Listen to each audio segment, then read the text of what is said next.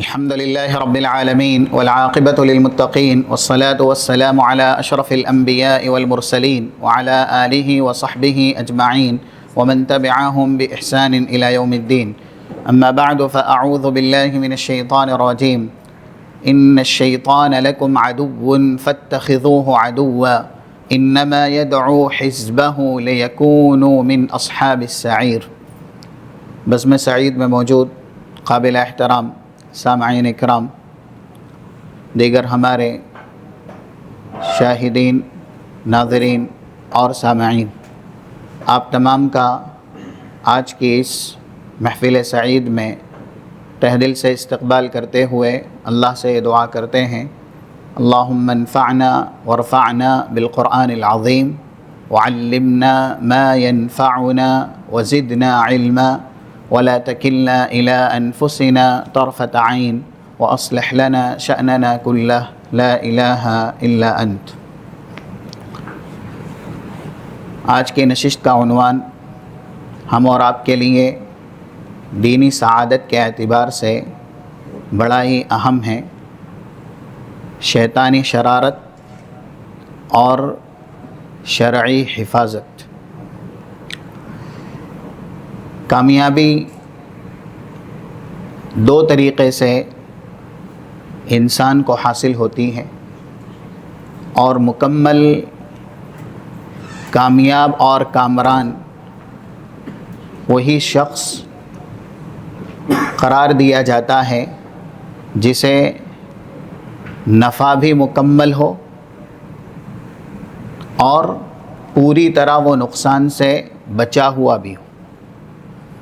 یہ کامیابی جو مکمل ہوتی ہے اس کے تعلق سے دو پہلو ہیں، پوری طرح نفع کا حصول اور پوری طرح نقصان سے اجتناب اور احتراز، بچاؤ.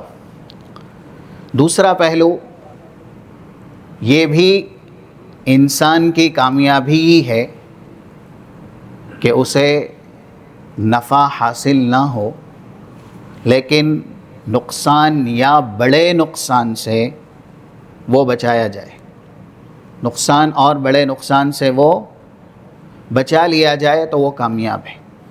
اور اس کے اوپر اللہ اور اس کے رسول کی دلیلیں ہیں، کتاب اور سنت کے نصوص ہیں، یہاں تک کہ ان نصوص کی روشنی میں ایک قاعدہ بھی بنایا گیا جس کو عربی زبان میں کہا جاتا ہے درء المفسدہ مقدم علی جلب المصلحہ. فتنہ اور فساد، نقصان، اس سے بچنا شریعت میں زیادہ اہم ہے بالمقابل کسی مصلحت یا فائدے کو حاصل کیا جائے اس سے، کیونکہ اس طرح کی مثالیں شریعت میں ملتی ہیں کہ کسی چیز میں نقصان زیادہ ہے تو اس کو حرام کر دیا گیا اگرچہ اس میں فائدے کا بھی وجود ہے، جیسا کہ 219 یہ آیت ہے سورہ بقرہ کی، اور دلیل بھی ہے یسألونک عن الخمر والمیسر قل فیہما اثم کبیر ومنافع للناس واثمہما اکبر من نفعہما. شراب کے تعلق سے سوال کیا گیا تو جواب یہ دیا گیا شراب ہو، جوا ہو، کہیں نہ کہیں اس میں فائدہ ہے، یہ اللہ کہہ رہا ہے، لیکن اس کا نقصان اس کے فائدے سے بہت زیادہ ہے. اسی وجہ سے نقصان کو ملحوظ رکھتے ہوئے جوئے اور شراب کو حرام قرار دیا گیا. تو اسی طرح کی دلیلوں سے جو شرعی قاعدہ بنایا گیا وہ یہ کہ نقصان سے بچنا یہ زیادہ اہم ہے بالمقابل کہ انسان تھوڑا سا فائدہ یا تھوڑی سی منفعت حاصل کرے. اگر اس کی دلیلیں ہم دیکھیں تو کتاب و سنت میں بہت واضح ہے. بچنے کو اللہ نے پوری طرح کامیاب یا کامیابی قرار دیا۔ 185 سورہ آل عمران کی آیت کا ایک جملہ ہے، فَمَنْ زُحْزِحَ عَنِ النَّارِ وَأُدْخِلَ الْجَنَّةَ فَقَدْ فَازَ۔ دیکھیے یہاں پر باقاعدہ بچانے کا لفظ ہے، جو جہنم سے بچا لیا گیا اور جنت میں داخل کر دیا گیا، کامیاب وہی ہے۔ اس سے یہ پتہ چلتا ہے کہ انسان نقصان سے بچے تو وہ کامیاب ہے۔ اسی سے ملتا جلتا ایک نص، یعنی اللہ کے نبی صلی اللہ علیہ وسلم کا ایک فرمان 1599 کتاب البیوع صحیح مسلم کی حدیث کا ایک جملہ ہے۔ کیا ارشاد فرمایا گیا؟ فَمَنِ اتَّقَى الشُّبُهَاتِ فَقَدِ اسْتَبْرَأَ لِدِينِهِ وَعِرْضِهِ وَمَنْ وَقَعَ فِي الشُّبُهَاتِ وَقَعَ فِي الْحَرَامِ۔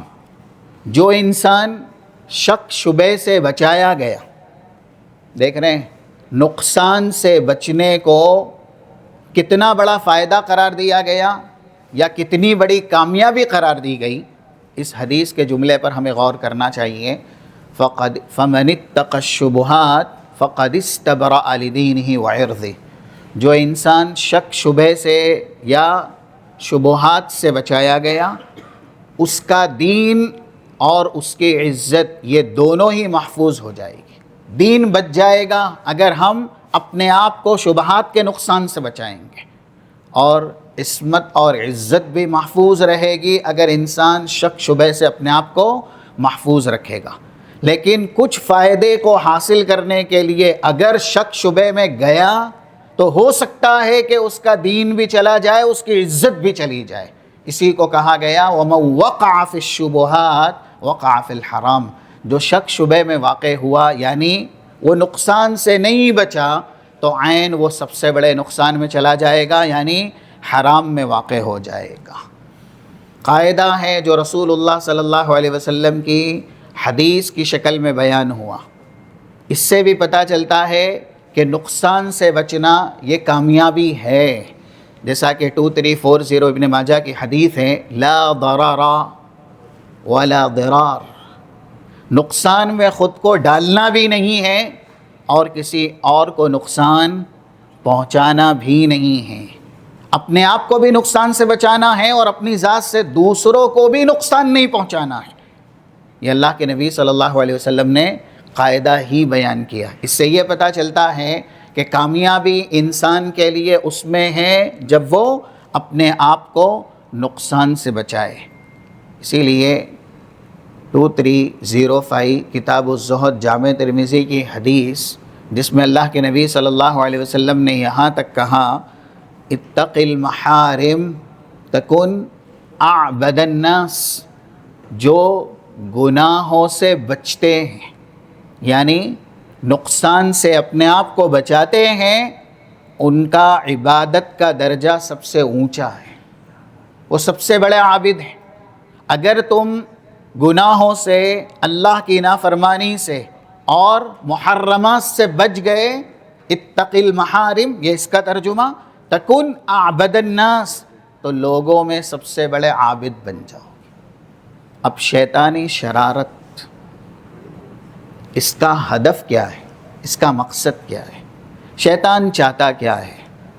قرآن کریم کا مطالعہ اگر ہم کریں تو شیطان یہ ہم اور آپ کا حقیقی دشمن ہے، اور دشمنی کے طور پر نقصان پہنچاتا ہے یا فریب اور دھوکہ دیتا ہے، ذلیل اور رسوا کرتا ہے، یہاں تک کہ سزا کے طور پر انسان کو دنیا اور آخرت کے اندر تباہ اور برباد کر دیتا ہے۔ تو شیطان نقصان پہنچاتا ہے، اور اپنے آپ کو شیطانی شرارت سے بچانا گویا کہ نقصان سے بچانا ہے۔ اور جو کوئی اپنے آپ کو نقصان سے بچا لے گا، ابھی تمہید ہم نے شروع میں قرآن اور حدیث کی روشنی میں سنی کہ نقصان سے بچ جانا یہ بھی کامیابی ہے، لیکن نقصان میں واقع ہونا، اگرچہ انسان کو تھوڑی منفعت حاصل ہو جائے، تھوڑا فائدہ حاصل ہو جائے، وہ کامیابی نہیں ہے، وہ ناکامی ہے۔ تو شیطان کا تعارف اگر قرآن کی روشنی میں دیکھا جائے، آیت پڑھی گئی خطبہ مسنونہ کے بعد، سورہ فاطر میں بھی 34 سورت کا نمبر ہو اور 6 نمبر کی یہ آیت ہے، ان الشیطان لکم عدو فاتخذوہ عدوا۔ اللہ کہہ رہا ہے یقیناً شیطان تمہارا کھلا دشمن ہے اور دشمن کو دشمن سمجھا جائے۔ فاتخذوہ عدوا، اس کو دشمن ہی سمجھو، یہ اللہ کہہ رہا ہے، کیونکہ وہ ہم اور آپ کو دنیاوی نقصان محض یا صرف نہیں پہنچاتا، بلکہ دنیا سے بہت بڑھ کے دینی اعتبار سے نقصان پہنچاتا ہے۔ شیطان کا نعرہ کیا تھا؟ قرآن نے نقل کیا، جب اس کو چھوٹ دی گئی، طاقت اور قوت دی گئی، تو اس نے اللہ کے سامنے اللہ کی عزت کی قسم کھا کے یہ اعلان کیا۔ 82 سورہ صاد کی آیت ہے، قال فبعزتک لأغوینہم اجمعین، اللہ تیری عزت کی قسم ہے میں بالضرور تیرے سارے بندوں کو گمراہ کر لے جاؤں گا، دین کے اعتبار سے ان کو ضلالت کی طرف مائل کر دوں گا، ان کا ایمان باقی رہنے نہیں دوں گا، دنیا اور آخرت دونوں کے نقصان کا انہیں شکار بنا دوں گا۔ یہ شیطان کا نعرہ ہے۔ اسی لیے کسی جگہ اس نے کہا، جیسا کہ 16 نمبر کی سورہ اعراف کی مشہور آیت ہے، قال لأقعدن لهم صراطک المستقیم، شیطان اللہ سے کہتا ہے میں بالضرور صراط مستقیم پر بیٹھ جاؤں گا۔ کس لیے بیٹھے گا وہ؟ اسی ایک آیت کی تفسیر ہم نے اس سے پہلے درس میں سنی ہے، جو کہ سنن نسائی کی ایک حدیث ہے 3134 نمبر کی، ان الشیطان قعد لابن آدم باطرقہ، شیطان ابن آدم کے راستوں میں دین کے اعتبار سے بیٹھتا ہے۔ جب وہ شرک اور کفر چھوڑ کر کے اسلام قبول کرنا چاہتا ہے تو شیطان کہتا ہے اتذر دینک و دین آبائک، کیا تو اپنا دین چھوڑے گا، باپ دادا کا دین چھوڑے گا، نیا دین قبول کرے گا؟ اس طریقے سے صراط مستقیم پہ شیطان بیٹھ جاتا ہے، اور جو انسان اسلام قبول کرنا چاہتا ہے اسلام قبول کرنے نہیں دیتا۔ اگر وہ نافرمانی کر کے اسلام قبول کر بھی لیتا ہے، پھر اگر ہجرت کی ضرورت پڑتی ہے تو شیطان اس کو نیکی کرنے نہیں دیتا۔ ہجرت کے تعلق سے بھی کہتا ہے کیا تو اپنا آسمان چھوڑ دے گا، اپنی زمین چھوڑ دے گا، اپنے اہل و عیال کا وطن چھوڑ دے گا، اپنا گھرانہ چھوڑ دے گا، اپنی جائیداد چھوڑ دے گا؟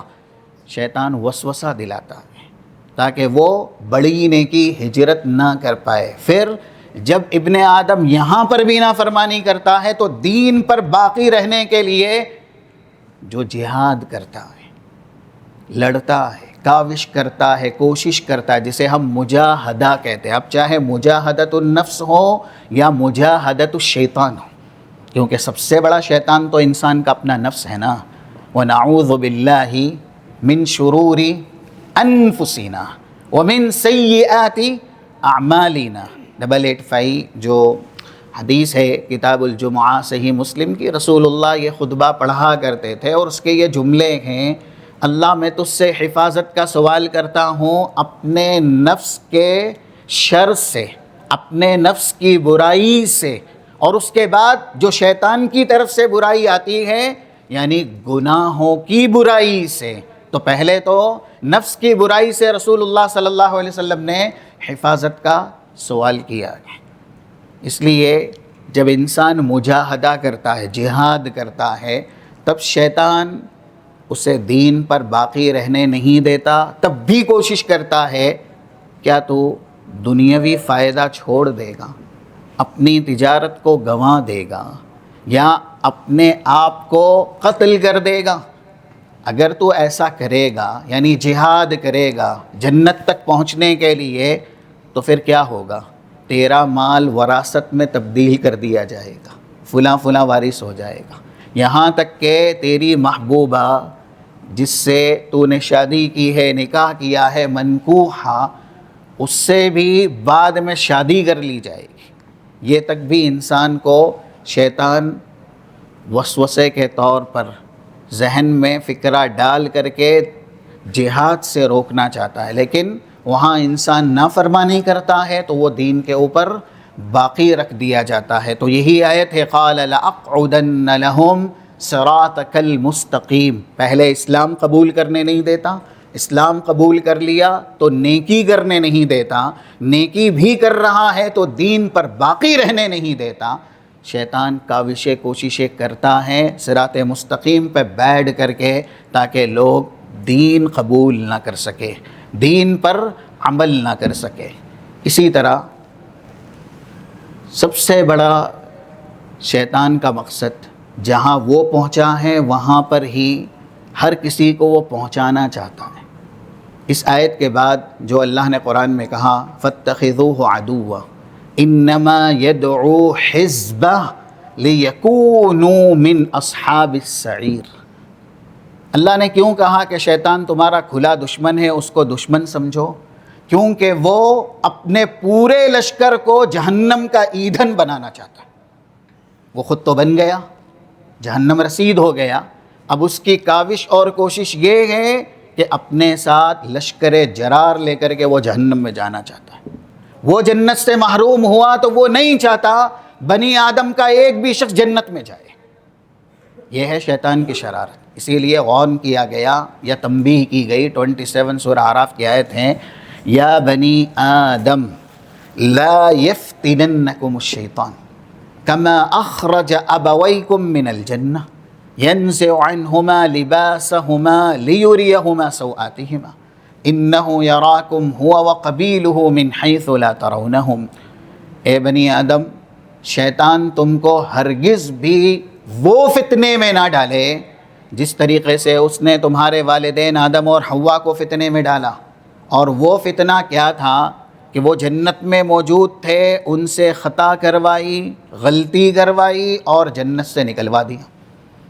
جو جنت میں تھے شیطان ان کو جنت سے نکلوا لے آیا، جو جنت میں گئے نہیں ہیں شیطان کے لیے کتنا آسان ہوگا کہ ان کو وہ جنت میں جانے سے روک دے۔ اس پر غور کیجئے، آدم اور حوا تو جنت میں تھے نا، شیطان نے وہ فتنہ ان کے لیے متعین کیا یا منتخب کیا کہ ان کو وہاں سے محروم کر دیا، نکال دیا، اور اس کے بعد ذلیل ہوئے، خوار ہوئے، دنیا کے اندر بھیجے گئے، کپڑے تک بھی نہیں تھے، یہ سب قرآن نے بیان کیا۔ اور ندامت شرمندگی کا احساس بھی جب بعد میں انہوں نے اللہ کے سامنے اپنی خطا کا اعتراف کیا، قال ربنا ظلمنا انفسنا 23 جو سورہ اعراف کی آیت ہے۔ تو شیطان جنت سے محروم ہوا، وہ نہیں چاہتا کہ کوئی جنت میں رہے، جو تھے ان کو بھی اس نے نکلوا دیا۔ اب جو جانا چاہتے ہیں ہم اور آپ، شیطان جانے نہیں دے گا، یہ اس کی شرارت ہے۔ اسی لیے صرف وہ دنیا کا نقصان نہیں کرتا بلکہ ایمان چھینتا ہے، دین مٹا دیتا ہے۔ اور 120 نمبر کی آیت یا 119 نمبر کی یہ دونوں سورہ نساء کی ہم اور آپ کو پڑھنے کی ضرورت ہے۔ وَلَأُضِلَّنَّهُمْ وَلَأُمَنِّيَنَّهُمْ وَلَآمُرَنَّهُمْ فَلَيُبَتِّكُنَّ آذَانَ الْأَنْعَامِ وَلَآمُرَنَّهُمْ فَلَيُغَيِّرُنَّ خَلْقَ اللَّهِ وَمَنْ يَتَّخِذِ الشَّيْطَانَ وَلِيًّا مِّن دُونِ اللَّهِ فَقَدْ خَسِرَ خُسْرَانًا مُّبِينًا يَعِدُهُمْ وَيُمَنِّيهِمْ وَمَا يَعِدُهُمُ الشَّيْطَانُ إِلَّا غُرُورًا۔ اللہ نے ان دو آیت میں یہ کہا کہ شیطان گمراہی کی طرف بلاتا ہے، شیطان اللہ کی نافرمانی پر اکساتا ہے، یہاں تک کہ انسان کو اتنے بڑے گناہ کا عادی بنا دیتا ہے کہ وہ اللہ کی خلقت تبدیل کرتا ہے لیکن اس کو احساس نہیں ہوتا۔ اور آج بہت سے ہیں، یہ داڑھی جو چہرے پر علامت ہے انبیاء رسول کی سنت کی، بہت سے ہیں جو حسن کے نام پر، خوبصورتی کے نام پر اس کو زائل کرتے ہیں، ختم کرتے ہیں، اور وہ یہ سوچتے ہیں کہ ہم حسین ہیں، ہم خوبصورت ہیں۔ جبکہ کہیں نہ کہیں وہ اس کا ازالہ کر کے فَلَيُغَيِّرُنَّ خَلْقَ اللَّهِ ہمیں اپنے آپ کو شامل کر رہے ہیں۔ اللہ نے مرد کے چہرے پہ داڑھی رکھی نا، یہ طبیعت ہے مرد کی خلقت کی۔ اللہ سے بہتر کوئی کسی کو پیدا کر سکتا ہے؟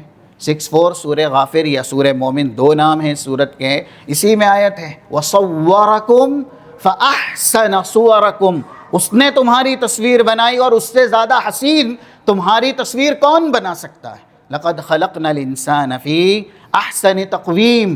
تو اللہ کی خلقت میں یہ ہے کہ مرد کے چہرے پر بال ہے۔ انبیاء رسول جس میں حضرت یوسف بھی ہیں، رسول اللہ بھی ہیں، کیا ان سے زیادہ حسین، ان سے زیادہ خوبصورت روئے زمین پر کوئی آیا؟ ان کے چہرے پر بھی یہ داڑھی تھی۔ یہ خوبصورتی ہے، اگرچہ ہم اوروں کے بہکاوے میں یا پھر شیطان کے فکرے میں اللہ کی خلقت کو بدل کر کے یہ سمجھے کہ ہم خوبصورت لگ رہے ہیں، وہ بدصورتی ہیں۔ فَلَيُغَيِّرُنَّ خَلْقَ اللَّهِ، اللہ کی خلقت میں تبدیلی کے مترادف ہیں۔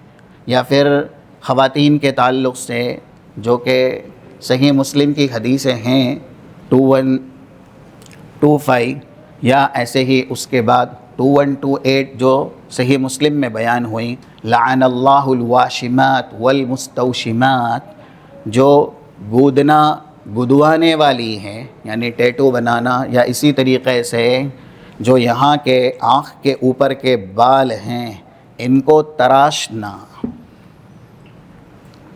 اب جو خواتین اس طرح کی حرکت کرتی ہیں، باقاعدہ حدیث کے الفاظ ہیں کہ یہ اللہ کی خلقت کو تبدیل کرنے والی، شیطان ایسا بڑا بھی گناہ کرواتا ہے، یعنی اس کا ہدف ہے، اس کا مقصد ہے، اس کی یہ شرارت ہے کہ وہ ہمارا دین پوری طرح ختم کرنا چاہتا ہے، ہمارا ایمان مٹانا چاہتا ہے۔ اسی لیے آگے کی آیت میں 120 نمبر کی آیت میں کہا گیا یعدہم ویمنیہم، وہ تمہیں وعدے دلاتا ہے، تم سے وعدے کرتا ہے۔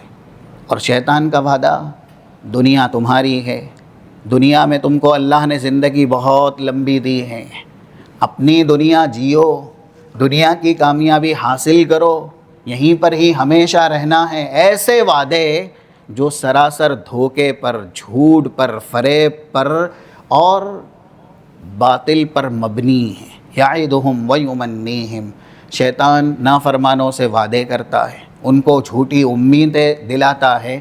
وما یعدہم الشیطان الا غرورا، اور شیطان کا وعدہ کیا ہے؟ محض دھوکہ ہے، اور وہ بھی حقیقت اللہ نے بیان کر دی۔ دیکھیے اس سے زیادہ وضاحت اللہ کی طرف سے ہم اور آپ کے لیے بطور ہدایت کیا ہوگی؟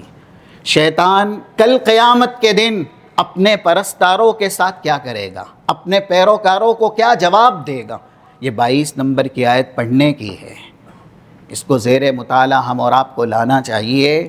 سورہ ابراہیم کی وقال الشیطان لما قضی الامر ان اللہ وعدکم وعد الحق، جب شیطان کہے گا لوگوں کا فیصلہ ہو چکا، جنتی جنت میں گئے، دوزخی دوزخ میں گئے، اب کہہ رہا ہے کہ دوزخیوں سے تم سے جو اللہ نے وعدہ کیا تھا وہ وعدہ بالکل صحیح تھا، یعنی تم میری نافرمانی کرتے، مجھے دشمن سمجھتے، ایسے ہی میرے وعدوں میں کبھی نہیں آتے، میری جھوٹی امیدوں پر کبھی یقین نہ کرتے۔ ان اللہ وعدکم وعد الحق، تمہیں بات اللہ کی ماننی چاہیے تھی، لیکن تم نے بات کس کی مانی؟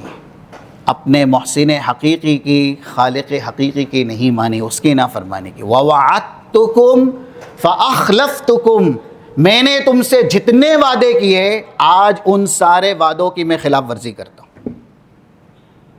وَمَا كَانَ لِي عَلَيْكُمْ مِنْ سُلْطَانٍ إِلَّا أَنْ دَعَوْتُكُمْ فَاسْتَجَبْتُمْ لِي، اور تم یہ کہہ بھی نہیں سکتے آج کے دن تیری وجہ سے ہم دوزخی بنے، تیری وجہ سے ہم اللہ کی رحمت سے دور ہوئے، ہرگز بھی ایسا مت کہنا، کیونکہ میرا کوئی زور منوانے پر، کروانے پر تم پہ نہیں تھا، میں نے صرف دعوتکم، تم کو دعوت دی، بلایا، باقی سب کچھ تم نے ہی کیا۔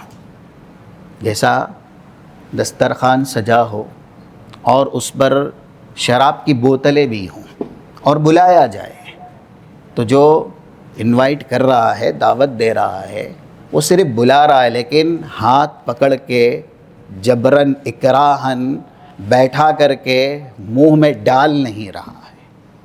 اب جو اس دسترخوان کی زینت بنتا ہے اور حرام چیزیں کھاتا ہے یا پیتا ہے، تو وہی گناہ کر رہا ہے نا، اس کو تو صرف بلایا گیا۔ شیطان نے بھی اتنا ہی کیا کہ میں نے دنیا میں صرف تم کو گناہوں کی دعوت دی، تم سے گناہ کروائے نہیں ہیں، لیکن جو بھی گناہ تم سے ہوئے وہ تم نے کیے، اس لیے فلا تلومونی ولوموا انفسکم، ہرگز بھی مجھ پر لعن طعن مت کرنا، مجھ کو بلیم مت دینا، اور یہ مت کہنا کہ میں نے بہکایا یا ایسے ہی میں نے دوزخی بنوایا۔ اگر کوسنا ہے یا ایسے ہی اپنے آپ کوسنا ہے، لعنت کرنا ہے، ملامت کرنا، اپنے آپ کو کرو۔ وَلُومُوا أَنفُسَكُمْ، برا بھلا کہنا ہے مجھ کو مت کہو، اپنے آپ کو کہو۔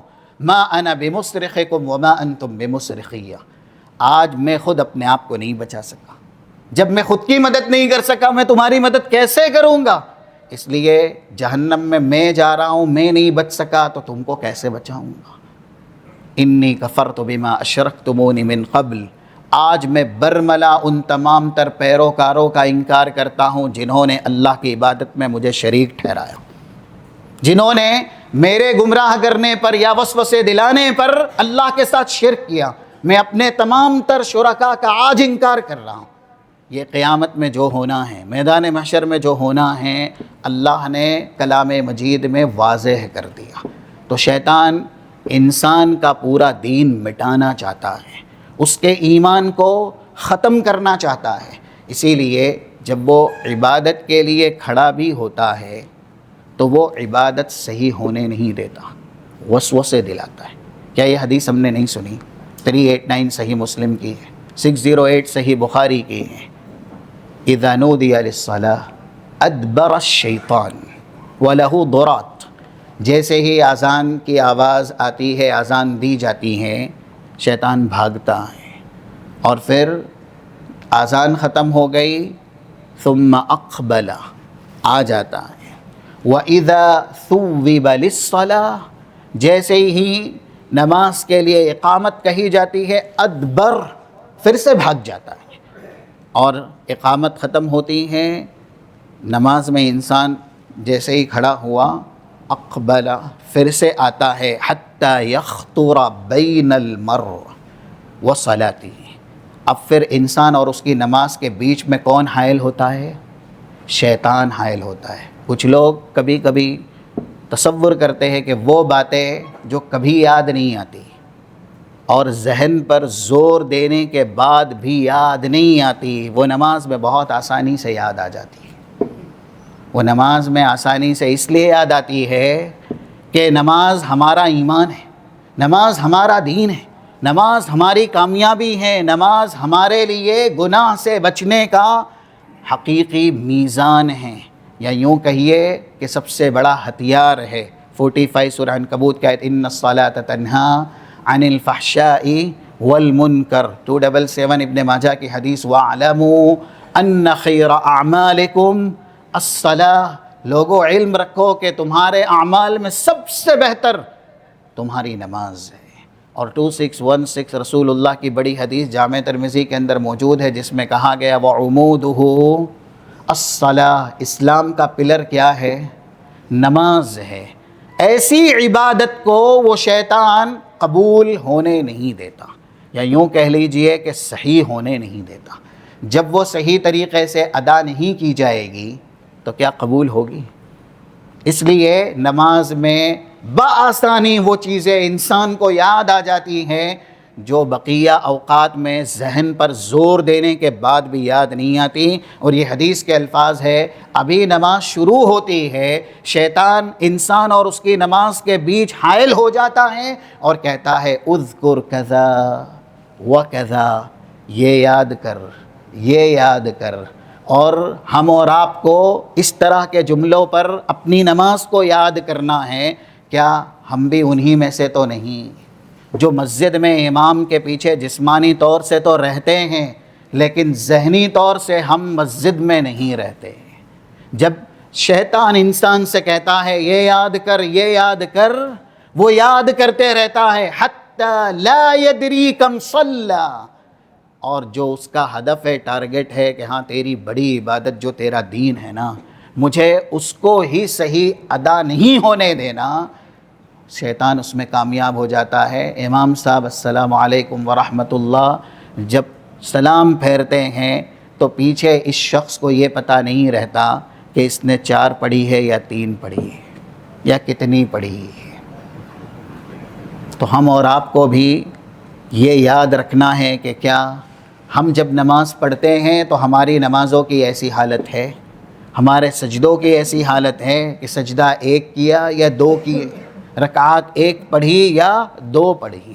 تو یہ شیطان وسوسے ڈالتا ہے تاکہ انسان گناہ میں ہی رہے، نیکی ہرگز بھی نہ کر پائے. سورہ ناس میں کیا کہا؟ من شر الوسواس الخناس الذی یوسوس فی صدور الناس من الجنۃ والناس. اور کچھ انسانوں کو شیطان اپنے ہی جیسا شیطان بنا دیتا ہے، پھر ضرورت نہیں رہتی شیطان کو آنے کی، وہ خود شیطان کا کام کرتے رہتے ہیں. تو انسانوں میں سے یا جنات میں سے جو بھی شیاطین ہیں، ان کا ہدف یہ ہے کہ وہ نیکی سے خود بھی رکتے ہیں اور دوسروں کو بھی نیکی سے روکتے ہیں.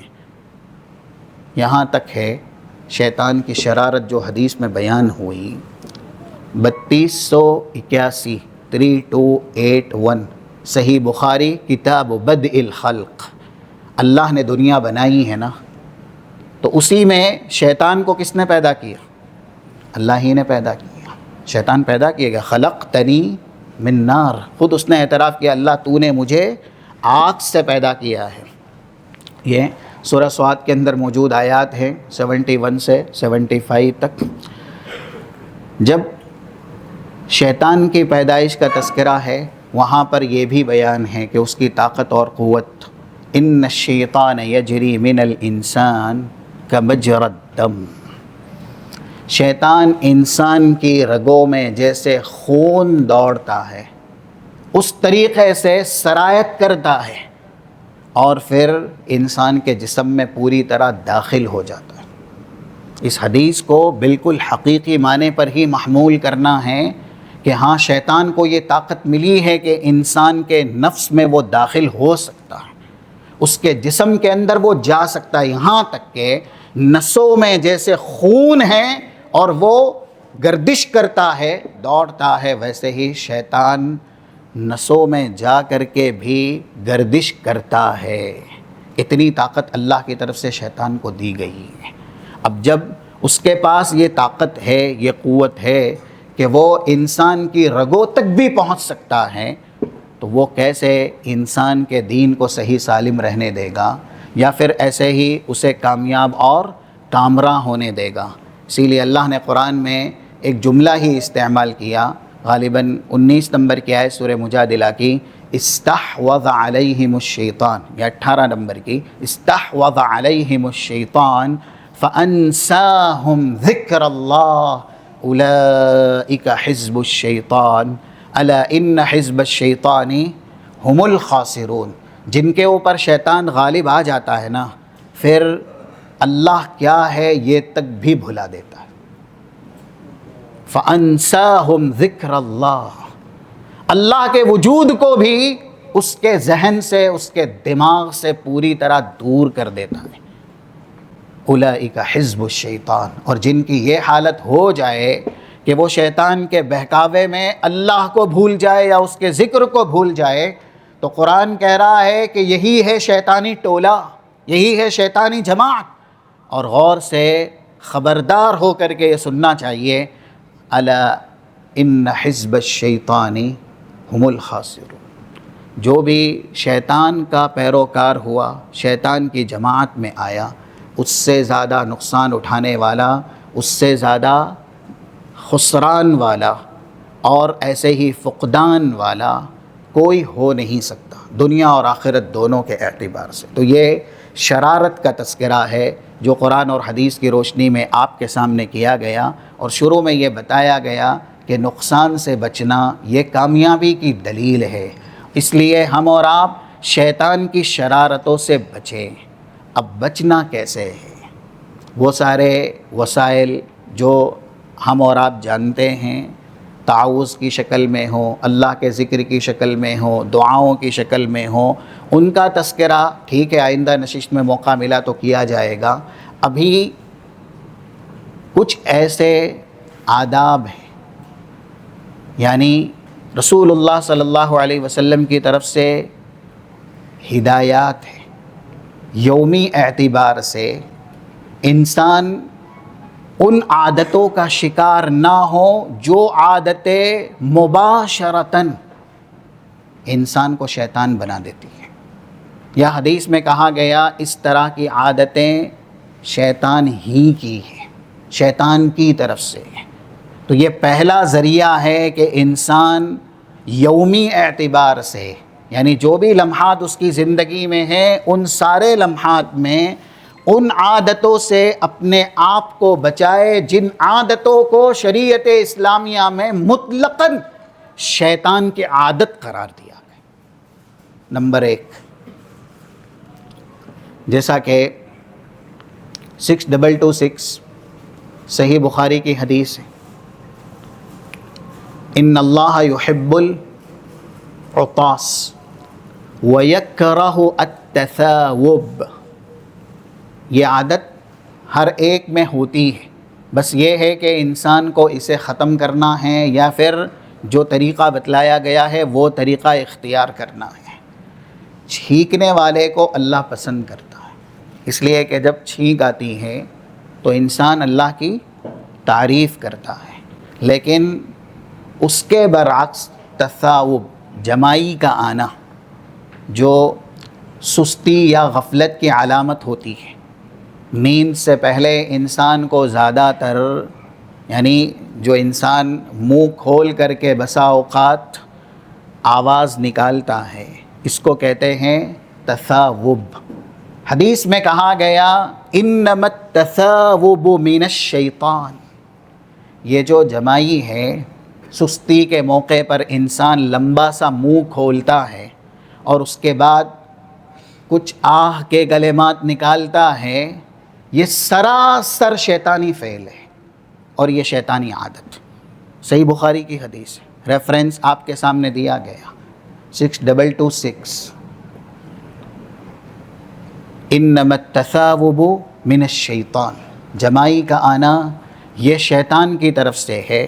اور رسول اللہ کہتے ہیں کہ جس کو بھی اس طرح کی کیفیت طاری ہو، یعنی اذا تثاءب احدکم فلیرد ما استطاع، اس کو چاہیے کہ وہ روکنے کی جتنی طاقت ہے وہ کوشش کرے، اور کبھی بھی نہ منہ زیادہ کھول کر کے جو آواز نکالی جاتی ہے وہ آواز نہ نکالے۔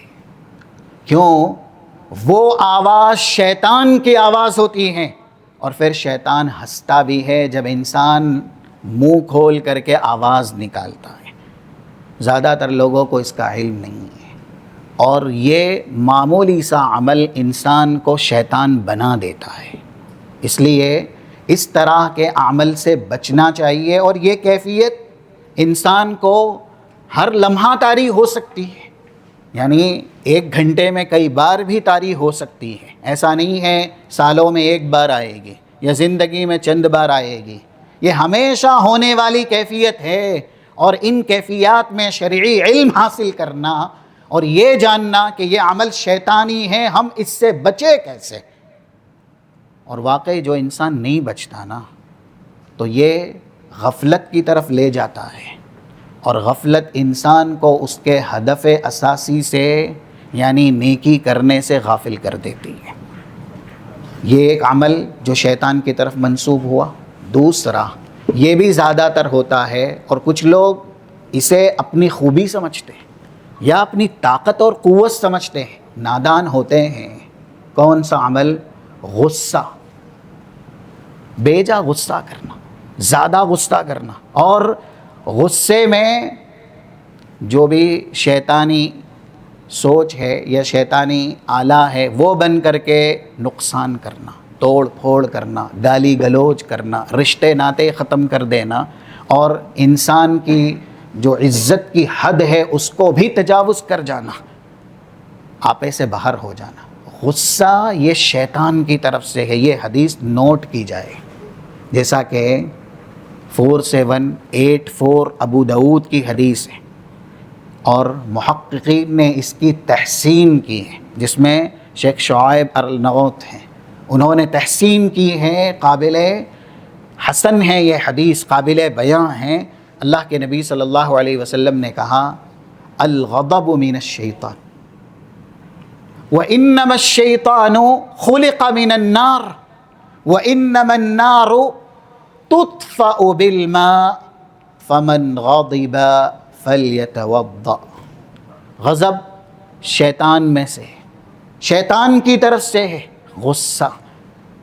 جس غصے کو انسان سمجھتا ہے کہ یہ میری طاقت ہے، یہ میری خوبی ہے، یہ میری کامیابی ہے، یہ میری بہادری ہے، اسی لیے کچھ لوگ غصے میں انتقام لینے کو اپنی بہادری سمجھتے ہیں۔ نہیں، ہم غصے کا اظہار کریں گے، پتہ چلے کہ ہم کون ہیں، احساس ہونا چاہیے۔ رسول اللہ صلی اللہ علیہ وسلم کی حدیث صحیح بخاری کے اندر ہے 6114 6115 6116، یہ 3 حدیثیں ہیں۔ پہلی حدیث میں اس بات کا تذکرہ ہے پہلوان کون ہے، لیس السرعہ بالشدید یا لیس الشدید بالسرعہ، پہلوان وہ نہیں جو کسی کو بھی پچھاڑ دے، غصے کے حالت میں کسی پر قابض ہو جائے، متسلط ہو جائے، مار دے، ظلم کر دے، وہ پہلوان نہیں ہے۔ اور یہاں پر طاقت قوت پہلوانی اس کو ہی سمجھی جاتی ہے۔ کچھ لوگ صنف نازک پر بھی ظلم کر کے غصے میں اپنے آپ کو بہادر سمجھتے ہیں۔ وَإِنَّمَا الشَّدِيدُ الَّذِي يَمْلِكُ نَفْسَهُ عِنْدَ الْغَضَبِ، کیونکہ غصے میں اپنے آپ پر قابو رکھنا اور شیطان کو مات دینا، شیطان کو کمزور کرنا یا ایسے ہی اس کو ہرانا اور اس کی سازشوں سے اپنے آپ کو بچانا، بہادری یہی ہے کہ انسان غصے کے وقت اپنے آپ پر قابو رکھے، شیطان کا کھلونا نہ بنے۔ شیطان تو چاہتا ہی ہے کہ آپ غصے کی حالت میں کفریہ کلمات کہہ کر کے کافر بھی بن جائیں، اور کہنے والے کہہ بھی دیتے ہیں، تقدیر کے خلاف بھی بہت سے لوگ غصے میں بہت کچھ بول دیتے ہیں۔ اللہ کو ہم کو ہی مصیبت میں گرفتار کرنا تھا، ہم ہی ملے تھے، نعوذ باللہ۔ ایسے کلمات جو انسان کو دین سے خارج بھی کر سکتے، غصے کی حالت میں انسان کہہ جاتا ہے۔ لمحے کی خطا صدیوں کی سزا بن جاتی ہے اگر انسان غصے پر قابو اور کنٹرول نہ کرے۔ اللہ کے نبی کہتے ہیں جب غصہ شیطان ہی کی طرف سے ہے، اور شیطان پیدا کیا گیا ہے آگ سے، آگ کو بجھانے کے لیے پانی کی ضرورت پڑتی ہے، اس لیے جس کو بھی غصہ آئے اس کو وضو کرنا چاہیے، یہ علاج ہے۔ اور دوسری حدیث جس کا ابھی بھی ریفرنس دیا گیا صحیح بخاری کے حوالے سے 6115 صحیح بخاری کے اندر موجود ہے، لیکن 4780 ابو داؤد کے اندر بھی ہے۔ استتب رجلان عند النبی صلی اللہ علیہ وسلم، 2 لوگ رسول اللہ کے سامنے جھگڑا کیے، ان میں سے ایک اس قدر غضبناک ہو گیا کہ اس کا پورا چہرہ پھول گیا اور وہ آپے سے باہر ہو گیا اور اس نے بدگوئی شروع کر دی۔ اسی کو 6696 صحیح الجامع کی حدیث ہے، رسول اللہ صلی اللہ علیہ وسلم نے کہا کہ المثبتان، جو لوگ جھگڑا کرتے ہوئے آپس میں گالی گلوج کرتے ہیں یہ سب سے بڑے جھوٹ بولنے والے ہیں، یہ شیطان کے کلمے کہنے والے ہیں۔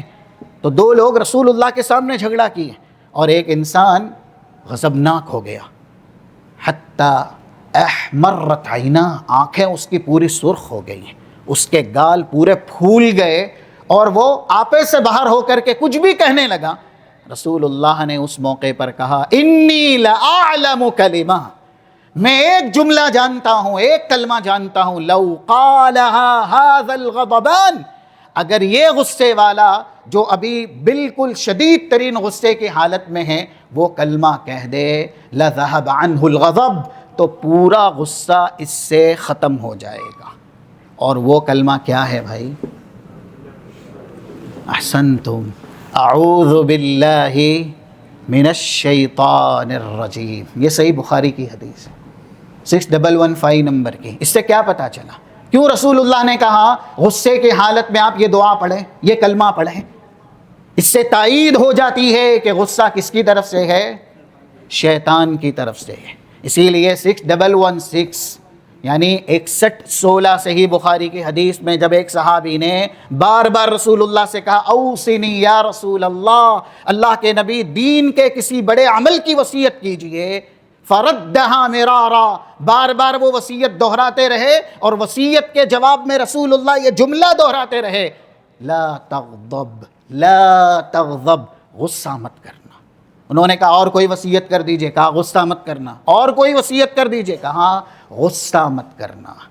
اور یہی غصہ پاکیزہ رشتوں کو نفرت کی آگ میں جھلسا دیتا ہے، یہی غصہ انسان کی صلہ رحمی کو، جو خون کے رشتے ہوتے ہیں، قطع رحمی میں تبدیل کر دیتا ہے۔ مقدس جماعتیں مل کر کے اپنی اصلاح، دین کی اصلاح کرتی ہیں، لیکن یہی غصہ نہ اپنی اصلاح نہ جماعت کی اصلاح، ان سب سے انسان کو دور کر دیتا ہے۔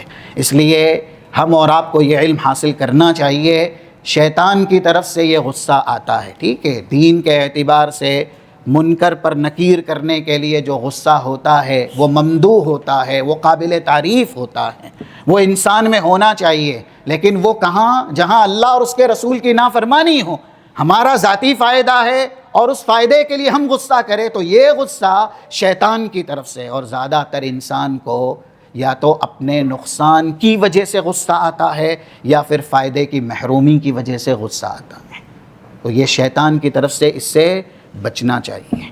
اور تیسرا آخری، آج کل یہ بھی زیادہ تر ہوتا ہے، جس کو ہم کہہ سکتے ہیں ایک جملے میں الاشتغال بما ينفع وترک اللہو واللعب والباطل۔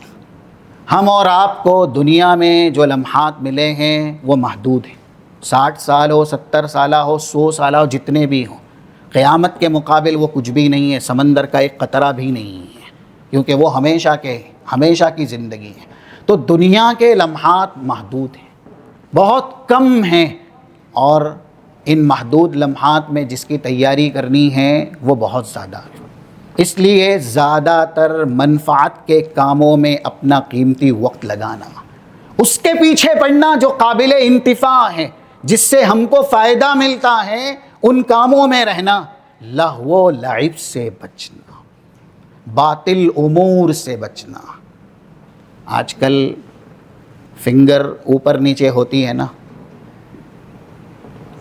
موبائل کے اوپر پوری رات گزر جاتی ہے، لیکن انسان کا دیکھنا ختم نہیں ہوتا، اوپر سے نیچے تک وہ انگلیاں گھماتے ہی رہتا ہے، پتہ نہیں اس میں وہ کتنے گناہ کماتا ہے۔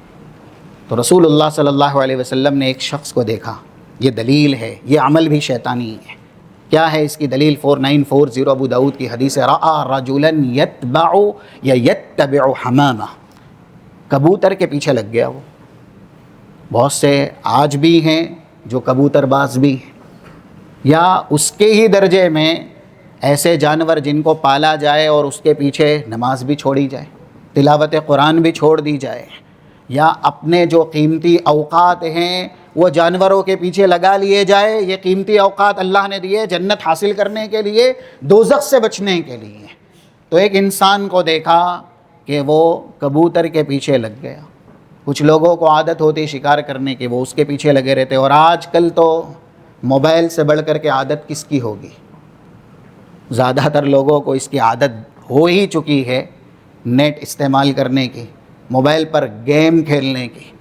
اب یہ گیم کے تعلق سے بھی ابھی 2 حدیثیں آپ کے سامنے بیان ہوگی۔ اس حدیث میں صرف یہ سن لیں، اللہ کے نبی صلی اللہ علیہ وسلم نے جب دیکھا کہ یہ کبوتر کے پیچھے لگا ہوا ہے تو کہا ہی شیطانہ یتبع شیطانہ، یہ خود شیطان ہے اور شیطان کا پیچھا کر رہا ہے، یا ہوا شیطان یتبع شیطانہ، یہ خود شیطان بن گیا ہے اور جس کے پیچھے یہ لگا ہے وہ بھی شیطان ہے۔ اب یہ اللہ کے نبی صلی اللہ علیہ وسلم نے واضح کیا، اس کا یہ مطلب نہیں ہے کہ وہ کبوتر شیطان ہے، لیکن ہو سکتا ہے کہ شیطان کبوتر کی شکل میں آ سکتا ہے اور انسان کو اس کے مقصد اساسی سے غافل کر سکتا ہے۔ کوئی بھی ایسا امر، ایسا کام جس کے اندر انسان مصروف ہے اور وہ فائدے سے خالی ہے، اگر فائدے سے خالی ہے تو بھی عبث ہے، بیکار ہے، اور اس کو چھوڑ دینا ہمارے دین کی سب سے بڑی حفاظت ہے، اور یہ دلیل ہے، بلکہ یہ اصول ہے اسلام کا۔ یہ حدیث ثلث اسلام میں آتی ہیں، 2317 جامع ترمذی کی کتاب الزہد کے من حسن اسلام المرء ترکہ ما لا یعنی۔ انسان کو اپنا دین بچانا ہے تو سب سے پہلے لا یعنی چیزوں کو چھوڑ دے۔ لا یعنی چیز وہی ہوتی ہے جس میں نقصان نہ ہو، فائدہ بھی نہ ہو، وہ لا یعنی ہے، لیکن نقصان ہو، فائدہ نہ ہو تو وہ حرام تک پہنچ جاتی ہیں، وہ لا یعنی نہیں رہتی۔ اور آج کل کچھ گیمیں ایسی ہیں جو انسان کو نعوذ باللہ نماز سے تو غافل کر ہی دیتی ہیں، تلاوت قرآن سے، صبح شام کے اذکار سے تو دور کر ہی دیتی ہیں۔ ان گیموں کے بنانے کا مقصد یہ ہے کہ انسان اسلام کی بہت سی تعلیمات سے دور ہو جاتا ہے، یہاں تک کہ وہ کافر بھی بن جاتا ہے۔ ایسی گیمیں جو موبائل پر کھیلی جاتی ہیں اور سارا قیمتی وقت اسی کے پیچھے ہی لگا دیا جاتا ہے، وہ انسان کو دین کے اعتبار سے پوری طرح خارج کر دیتی ہیں، پوری طرح دین سے نکال بھی دیتی ہیں۔ تو وہ کام، چاہے وہ موبائل چلانا ہی ہو یا موبائل پر گیم ہی کھیلنا ہو جس کے اندر فائدہ نہیں، یا پھر جس کی لت لگ گئی ہے، ذہن پوری طرح اس کی طرف متوجہ ہو گیا ہے اور اس میں توجہ کی یا مصروفیت کی وجہ سے ذکر و اذکار سے، نماز سے، تلاوت قرآن سے یا دینی امور سے، فائدے مند امور سے انسان غافل رہ رہا ہے، یہ سارے کام شیطان کی طرف سے ہیں۔ شیطان چاہتا ہی یہی ہے کہ انسان لا یعنی چیزوں میں رہے۔ حسن بصری کہا کرتے تھے، حلیۃ الاولیاء کے اندر یہ اثر ان کا موجود ہے، علامت غضب اللہ، اللہ کی ناراضگی کی علامت۔ جس بندے سے اللہ ناراض ہوتا ہے، غصہ ہوتا ہے، ان یجعل عملہ، اس کے عمل کو اللہ بنا دیتا ہے فیما لا یعنی، کہ وہ لا یعنی چیزوں میں پڑا رہے۔ جس بندے سے اللہ سخت ترین ناراض ہوتا ہے نا، اس کو کیسا بناتا ہے؟ اس کو پھیر دیتا ہے ایسے کام کی طرف کہ وہ لا یعنی چیزوں میں رہے، بس ایسے کام کرے جس میں فائدہ ہی نہیں ہے، یا ایسا کام کرتا رہے جس میں نقصان ہے۔ اشعار ہے نا، اشعار ٹھیک ہے، دینی ہوں تو بہتر ہے۔ صحیح بخاری میں اسی وجہ سے حدیث ہے 6154 اور اس سے پہلے بھی 6153 نمبر کی، جہاں حضرت حسان بن ثابت رضی اللہ تعالیٰ عنہ کی تائید ہے، وہ اشعار کہتے تھے، اور رسول اللہ صلی اللہ علیہ وسلم نے بسا اوقات ان کو حکم بھی دیا کہ آپ اشعار کہہ کر کے میرا دفاع کریں، اسلام کا دفاع کریں، کیونکہ روح القدس آپ کی تائید کریں گے۔ لیکن بکواس، بیکار، لا یعنی جو باتیں ہیں شعر و شاعری کے نام پر، وہ کس قدر خطرناک ہیں یہ حدیث سنی جائے۔ لَأَن يَمْتَلِئَ أَحَدُكُمْ فِي جَوْفِهِ قَيْحًا، قیحن کا معنی ہوتا ہے انسان کے جسم سے نکلنے والا پس، پیپ، خون۔ لَأَن يَمْتَلِئَ أَحَدُكُمْ فِي جَوْفِهِ قَيْحًا خَيْرٌ لَهُ مِنْ أَن يَمْتَلِئَ شِعْرًا، اپنے پیٹ میں ایسے کلمات شعر و شاعری کے طور پر وہ ڈالے، یاد رکھے، جو لا یعنی ہے، بے فائدہ ہے، جس کے اندر کوئی فائدہ نہیں ہے۔ ہاں کچھ شاعری ہوتی ہے، کچھ اشعار ہوتے ہیں، کچھ کلمات ہوتے ہیں جن سے آپ دین کی خدمت کرتے ہیں، دین کی تائید کرتے ہیں۔ سورۃ الشعراء مستقل ایک سورت ہے، اور اخیر کی آیت میں، بالکل آخری آیت میں، اس سورت کے خاتمے میں اللہ نے کہا وَالشُّعَرَاءُ يَتَّبِعُهُمُ الْغَاوُونَ أَلَمْ تَرَ أَنَّهُمْ فِي كُلِّ وَادٍ يَهِيمُونَ۔ شاعروں کی دنیا کیا ہوتی ہے؟ صرف بھٹکنا، وہ وادیوں میں بہتے رہتے ہیں۔ ہاں ان کی تعریف کی گئی، إِلَّا الَّذِينَ آمَنُوا وَعَمِلُوا الصَّالِحَاتِ، جو ایمان لائے، عمل صالح کیے، اور وہ شعر و شاعری مقصد کے لیے کرتے ہیں، یعنی دفاع کرتے ہیں اسلام کا، اسلام کی طرف لوگوں کو دعوت دیتے ہیں۔ اس سے پتہ چلتا ہے اس حدیث سے کہ لایعنی چیزوں سے بچنا کتنا ضروری ہے۔ رسول اللہ تشبیہ دے رہے ہیں کہ ایک انسان ایسی شعر و شاعری جس کا فائدہ نہیں ہے اپنے پیٹ میں ڈالے، اس سے بہتر ہے کہ وہ پیپ اور خون اپنے پیٹ میں ڈال لے، وہ بہتر ہے۔ لیکن ایسی شعر و شاعری اپنے پیٹ میں نہ ڈالے جس کا معنی مفہوم ہی نہیں ہے یا جس کا فائدہ ہی نہیں ہے دینی اعتبار سے۔ کیوں؟ اگر وہ ایسی شعر و شاعری اپنے پیٹ میں ڈالے گا، یعنی اس کے پیچھے پڑے گا، تو شیطان کا یہ بہت بڑا حربہ ہے کہ شیطان اس کو دین سے غافل کر دے گا۔ مقصد اصلی شیطان اس کو دور کر دے گا۔ اسی لیے یہ بھی سلف کی طرف منسوب قول ہے، النفوس اذا لم تشغل شغلت بالباطل۔